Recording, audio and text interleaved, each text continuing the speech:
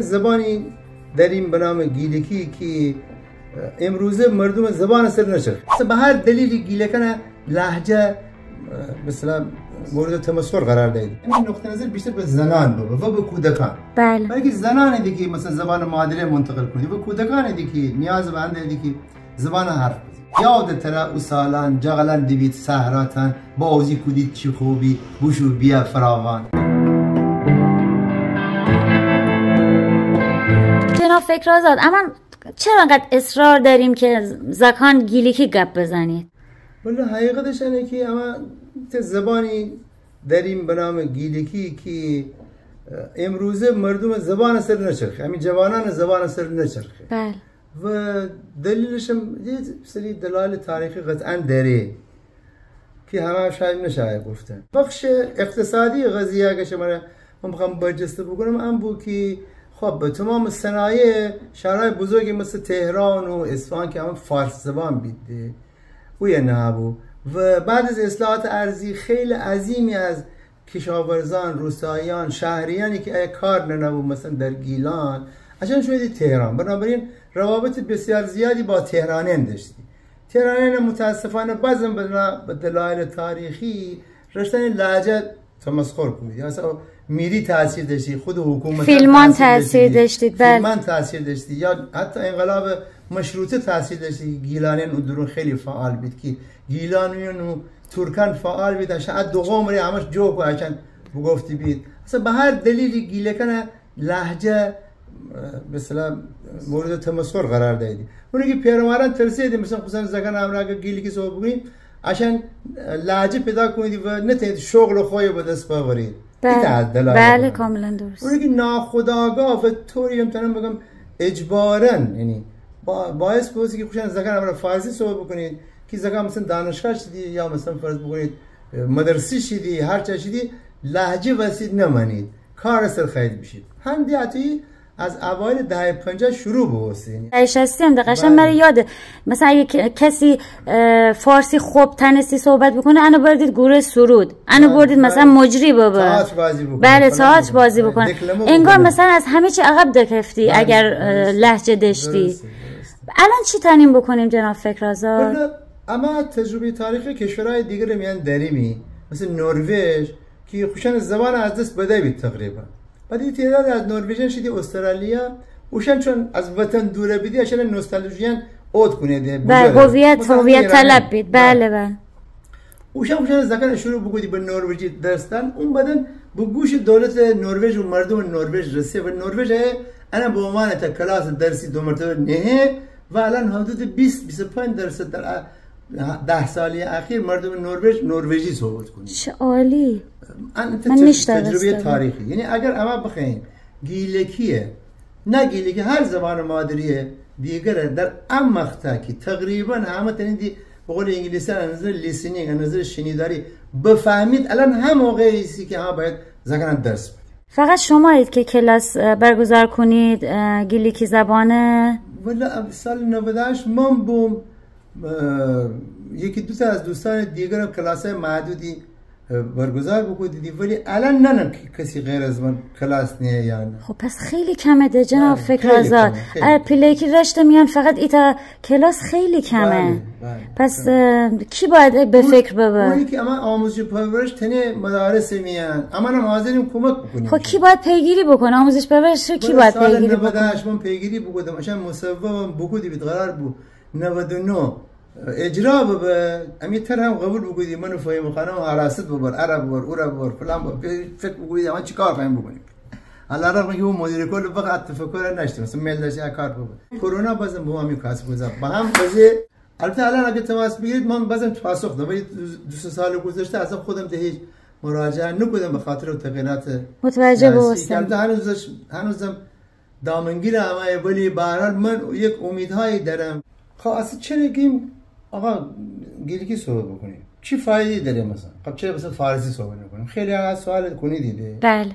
ایتا دلالش اینه که اما وقتی که گیلکی صحبت کنیم ایتا هویت خودمان ایجاد کنیم ده. ایتا هویت مستقل ایجاد کنیم. ان تجربیات کشورهای خارجی منم نه. حتی که نروژ من مثال بزنم، نروژ بدیدی که مثلا اوشان دوره بسنده به نوعی بزرگکاری کنه جامعه میان اصلا جامعه اسکاندیناوی که مثلا تحقیق بکنید، تحلیل بکنید. بعد بدیدی که ایتا دلالش هنه. اون مثلا فرض کن دولت‌های بزرگ مثل دولت آلمان تکلیف بکنه داره دیگه آقا شما چه زگان اتون ترکیه یاد بدید نگه شما یاد ندید. برعکس آیا که امر که آقا شما مثلا به نوعی امر ایجاد چیز کنید برخی که آقا شما زگان گیلگی یاد ندید اصلا فقط فارسی. چه فایده داره؟ چه فایده داره؟ دولت آلمان و اقلیت که آقا تو چی زبان صحبت بکن بده تی زاکو هویت بداره. همین دلیلش انه وقتی که معروف ترین مثال اینه که کسی که دو تا زبان داره یا کسی که لهجه داره یعنی تا زبان بیشتر از شما داره و کسی که دو تا زبان داره به اندازه 2 نفر قدرت تحلیل داره. بله کاملا کسی که زبان مادری داره زبان ملی خودش هم داره.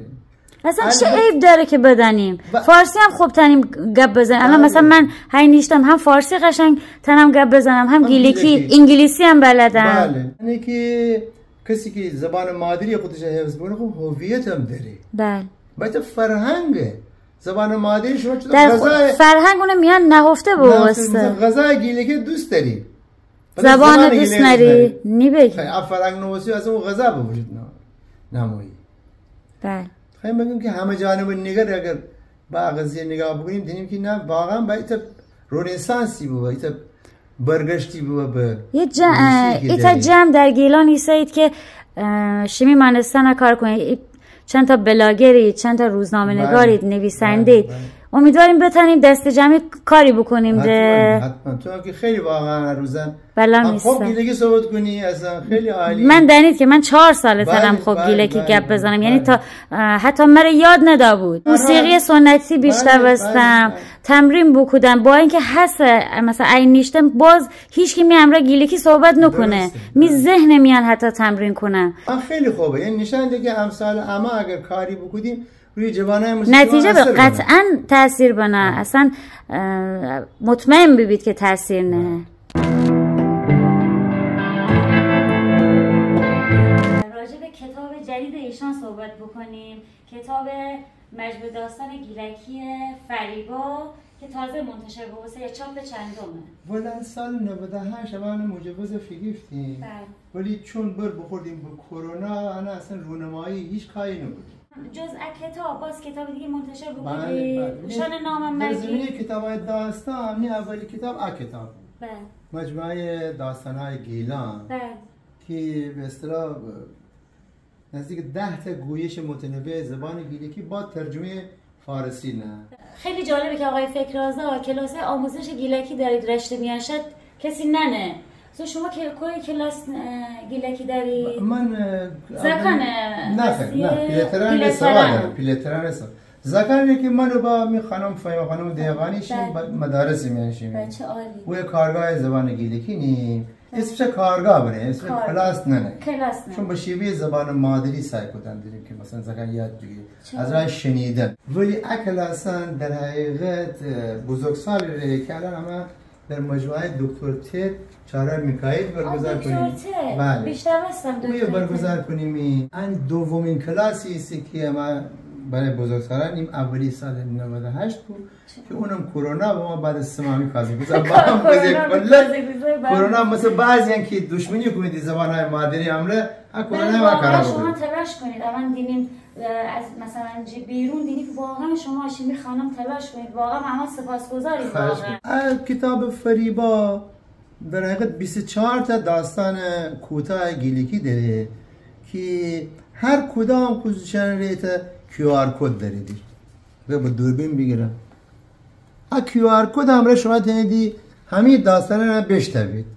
خیلی به راحتی اما چه جالب. امکان فراهم بگودیم که شما بتونید داستان رو بشنوید که اگرم مثلا نتونستید واژگان خوب بخونید او صدا باعث بشه که شما هم خوب بخونید و این پادکست خیلی شیرینیه. همین دوستان مثل آقای جواد عسقری یعنی دوست و امیدوارم شمی دل بینید. کارگاه پیل آدم مجموعه دکتر تد که چهارراه میکائیل نه بله. همون ساختمان میکائیل میاد بله که گفتم دومین کارگاه من داستان تعریف کنید چیکار اما از طریق قصه و ترانه محدودیت سنی نره؟ محدودیت سنی فعلا چون اعلام عمومی نکردیم به او مجموعه خودش چند نفر افراد جمع کرده بعد از من بخواستی که بایم آموزش بدم. یعنی من تنم مثلا می پیجم میان تبلیغ عشان بکنم. اما خوشحالم. خیلی صد که مثلا عشان سن بجوره اما مثلا خب نتونید گیلی که گپ بزنید. دوست دارید یاد بگیرید. اکان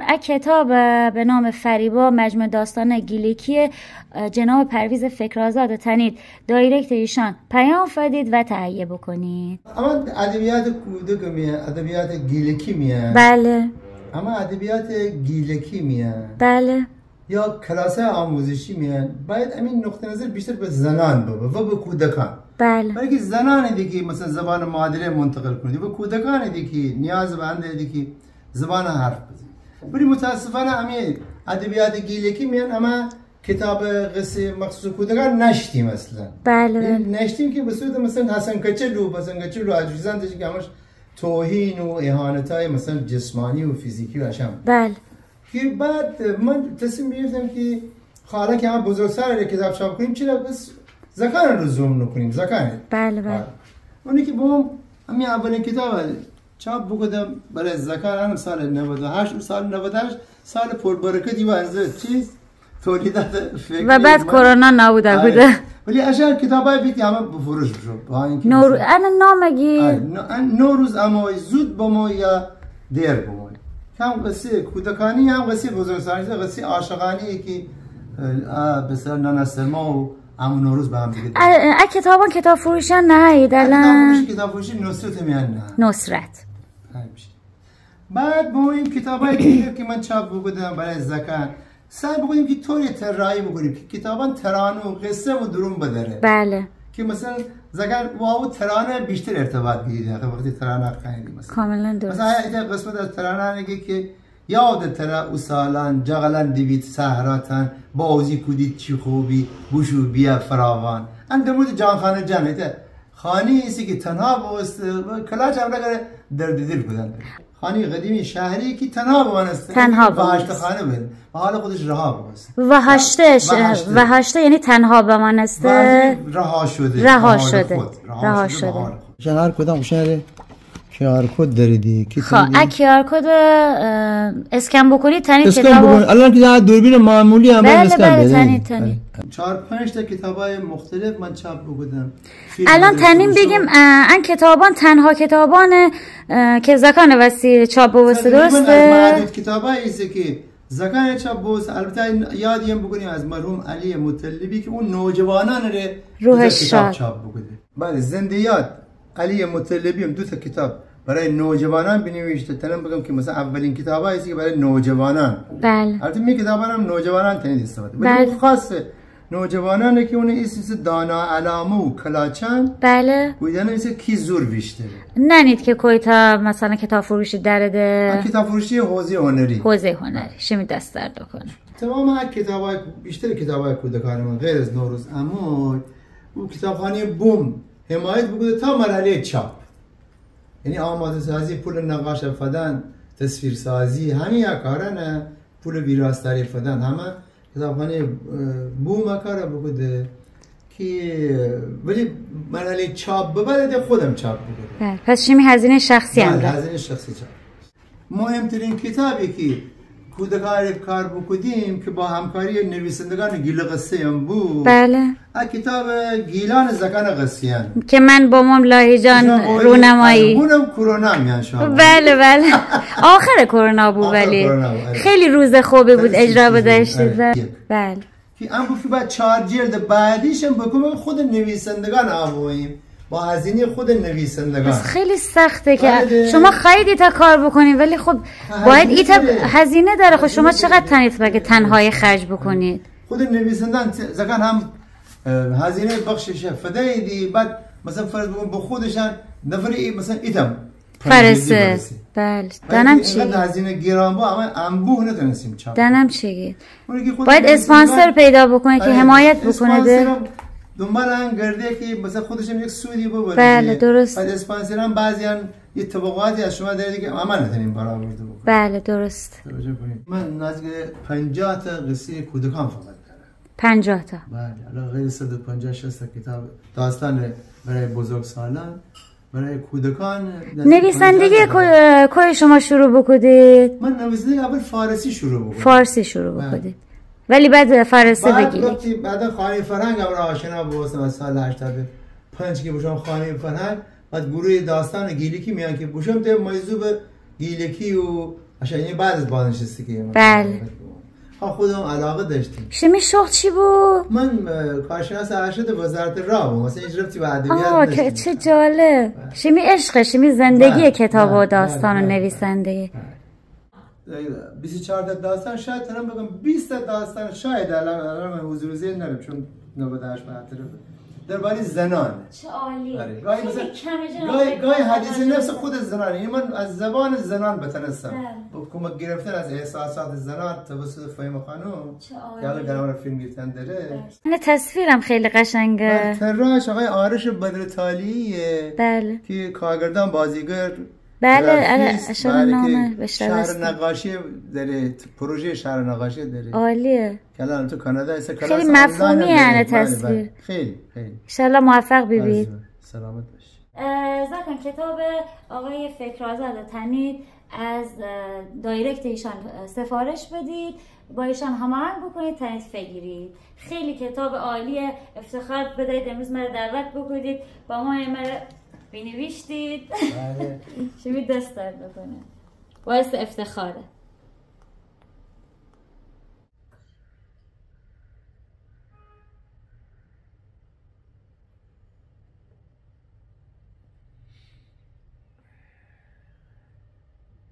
دست درد نکن. با افتخار.